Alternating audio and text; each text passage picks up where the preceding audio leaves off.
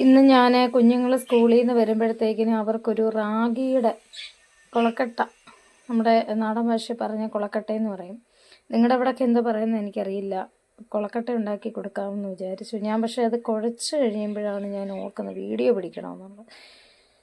പിന്നെ അതുകൊണ്ട് ഞാനത് പെട്ടെന്ന് അതിന് വേണ്ടുന്ന ആവശ്യമായ സാധനങ്ങൾ ഞാനാണെങ്കിൽ ഇതിനകത്ത് റാഗിപ്പൊടി, ആവശ്യത്തിന് റാഗിപ്പൊടി എടുത്തിട്ട്, അതായത് ഒരു അരക്കപ്പോളം എടുത്തിട്ട്, പിന്നെ അതിനകത്ത് ആവശ്യത്തിന് ഉപ്പും ഇട്ട്, പിന്നെ നെയ്യ്, റാഗി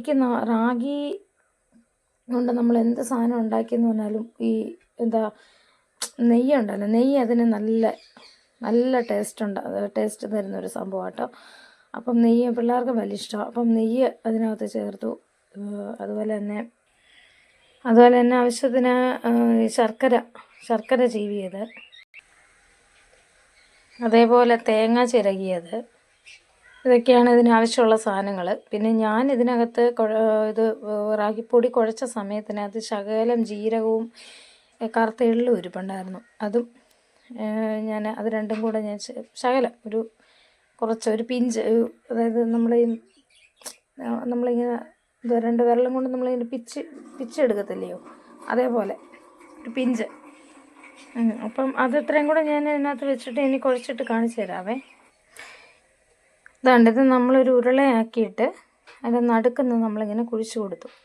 അപ്പം ഞാനിങ്ങനെ വീഡിയോ എല്ലാം പിടിക്കുന്നത് ഒറ്റയ്ക്കായതുകൊണ്ട് എനിക്ക് വലിയ ബുദ്ധിമുട്ടാണ്. ഞാൻ ഇത് കുഴച്ച് കഴിഞ്ഞിട്ട് ഞാൻ പിന്നെ പോയി കൈ കഴുകിയിട്ട് വന്നിട്ടാണ് പിന്നെ ഈ വീഡിയോ എടുക്കുന്നത്. ഇനി ഞാനിത് ഉണ്ടാക്കിയിട്ട് ഇത് കുഴച്ച് മാറ്റി വെച്ചിട്ട് കാണിച്ചു തരാം കേട്ടോ.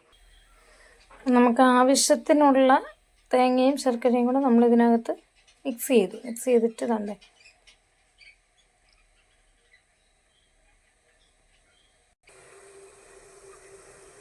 വേണ്ടേടാ. ഞാൻ എൻ്റെ പാത്രത്തിനകത്ത് ആക്കി വെച്ചപ്പോൾ അത് കാണിക്കാൻ വേണ്ടി മറന്നുപോയി. പക്ഷേ ഞാൻ പിന്നെ ഇഡ്ഡലി കുട്ടകത്തിൽ വെച്ച് കഴിഞ്ഞപ്പോഴയ്യോ പിന്നെ വീഡിയോ എടുത്തില്ലല്ലോ എന്ന് ഓർക്കുന്നത്.